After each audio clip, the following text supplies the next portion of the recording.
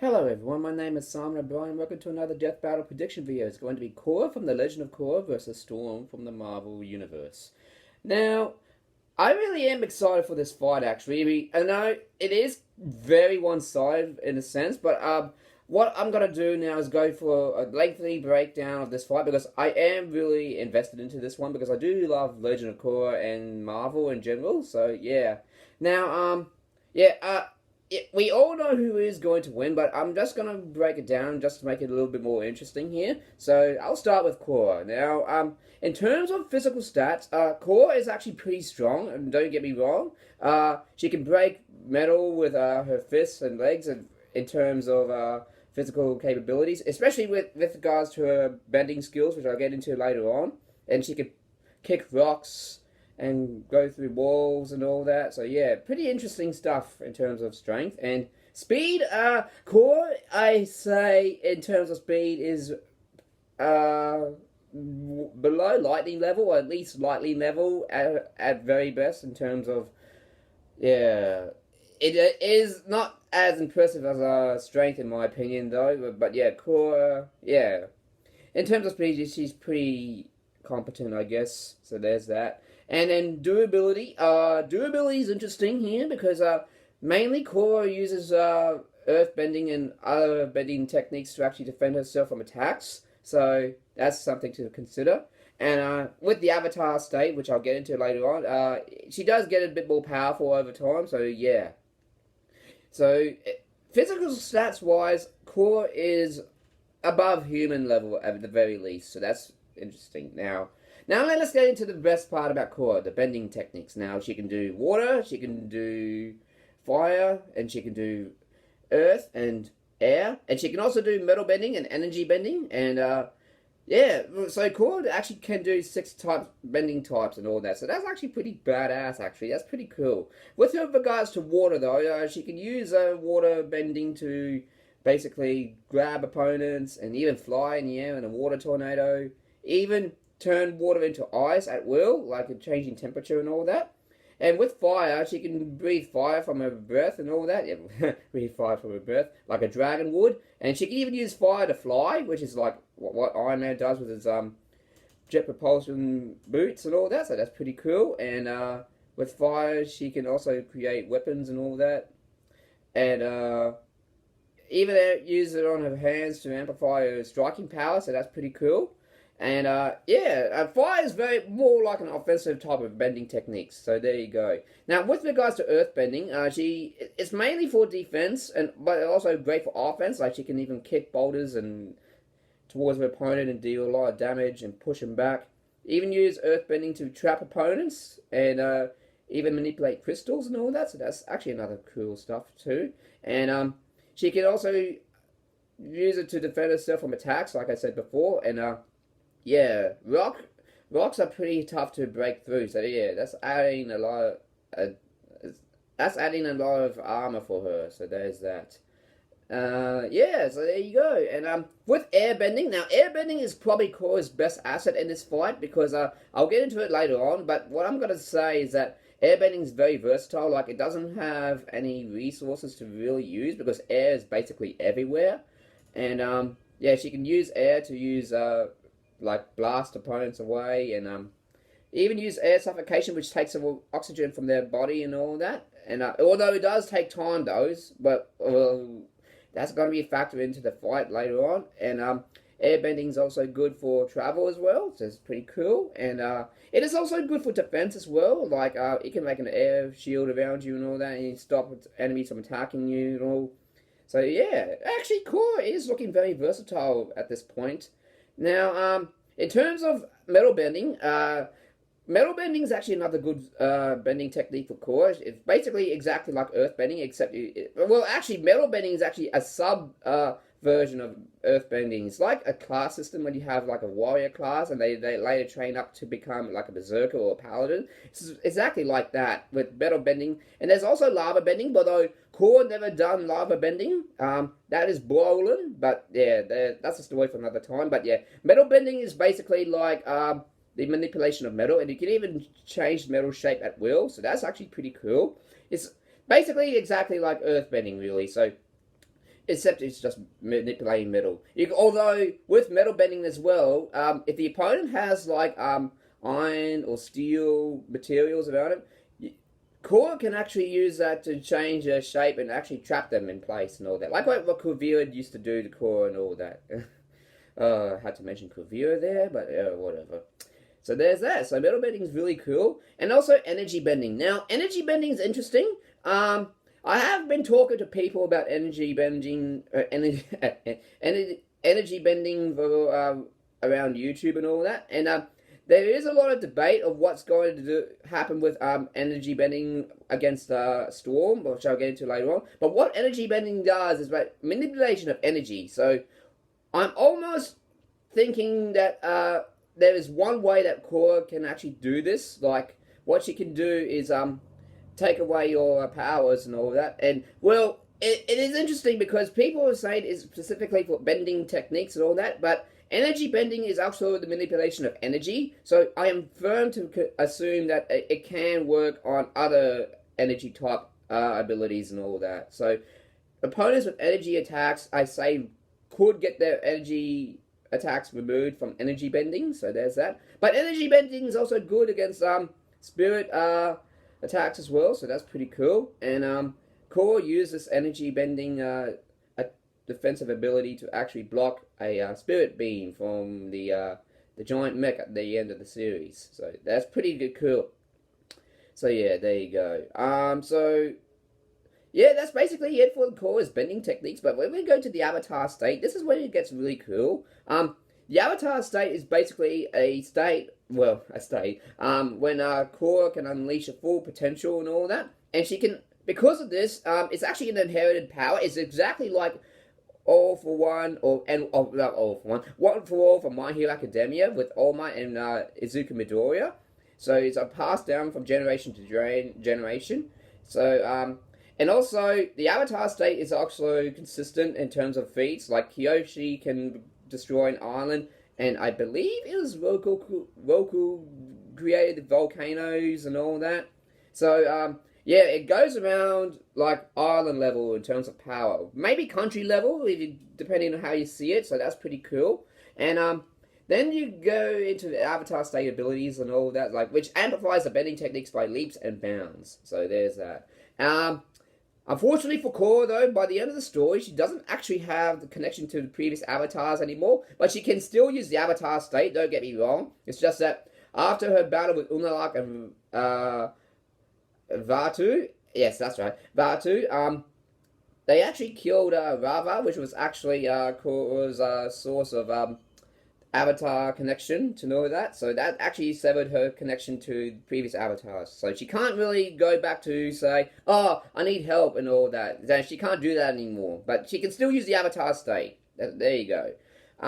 So that's it for the Avatar state, I'd say. But then we go into like another form that Korra has, which I highly doubt the Death Battle will use, because there is a reason why I don't think that will happen. Now, there is a spirit form that Korra can use and all that, and what it does is that it becomes a giant kaiju-sized spirit, and she can use it like a chest beam, and has immense strength, like throw around Unalaq and Vaatu when they were on their own spirit form and all that. And the overall spirit form will be probably around country level at least. Its sheer size can also create tidal waves. It almost actually destroyed half of New Republic City, actually. So yeah, this form is actually really good, and I will be curious if they are going to mention it. But now, the reason why I say that it probably won't matter in this fight is because Korra needed to use the Tree of Time to actually use it. So I highly doubt Korra is going to start the fight in the Tree of Time and use her cosmic energy to actually project a giant spirit form against Storm. Although I will be honest with you, this could have been Korra's best chance against Storm and all that. So there's that. There you go. And I gotta say, I think that's it for Korra, really. That's it. She's just really good at bending. She's pretty superly humanly strong and not particularly fast, but she is pretty durable as well. And yeah, she's got the Avatar state and the spirit form, which I'd say probably won't matter, but it's still worth mentioning. Now we get into Storm. Now, physical stats for Storm is interesting here because mainly she gets hit and she gets injured by street level characters, but it actually gets more interesting when you get into, like, say, force fields and all that she can create with her lightning and all that. And so strength, I don't think Storm is as strong as Hulk or Thor in terms of physical strength. Or she is peak human though, so I'll give her that. But probably comparable to the likes of Captain America, I'd say.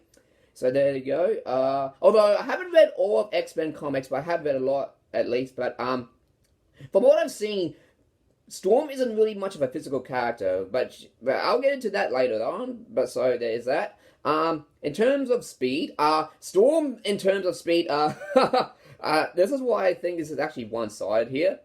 Storm can react to faster than light speeds from the likes of, say, Quicksilver, Thor, and even Speed Demon and Scarlet Witch at her base form. And Scarlet Witch in her base form is, oh boy, this is actually not looking really good here. She's able to fight against Silver Surfer and all that. So, yeah, I think that feat alone cements Storm's victory against Korra by leaps and bounds. So there's that. And durability, yes, just like speed, durability is also really high for Storm. She mainly uses her weather control to actually block attacks and all that. She can create like light electrical shields around her, even other types of shields and all that. She can make a force field and all. So yeah, it's actually pretty badass what Storm can do with her weather manipulation. With the lightning shield, is actually really good because when an opponent tries to touch Storm, which with regards to Korra's energy bending removal stuff, if she tries to touch Storm, Korra's gonna get electrocuted because of the electrical currents around Storm's body. So yeah, that's actually the reason why I'd say that this fight will also be one-sided as hell, because yeah, I just don't see Korra winning this fight at all. I mean, I know I have to spill the beans out before the actual verdict, but no, this is actually very obvious to see who is going to win. I haven't even gotten into Storm's real abilities, like she can control lightning and all that, which well, if you've seen Avatar: The Last Airbender, Aang actually got struck by lightning from Azula, and that actually killed him. Like, officially killed Aang. And the reason why he came back to life was when Katara gave him I think it was a life spirit potion and all that. They revived Aang and all that. So yeah.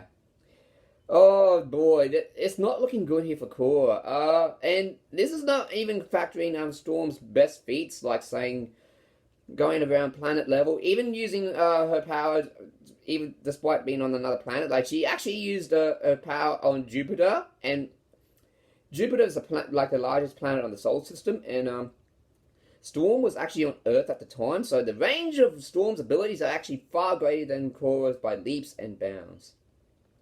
So yeah, realistically speaking, that feat alone is exactly like Batman versus Iron Man, when Iron Man didn't really have to be at the fight to begin with. It's basically like Storm. Now, also, Storm can create planet-wide storms. Now, it's not planet busting, but what happens is that she can create a storm around the planet and actually, yeah, cause hurricanes and cyclones and blizzards and all that. All of which are more than capable of overpowering Korra's best stuff anyway. Like, water bending, well, Storm can actually use a blizzard to freeze it, so that's nullified completely.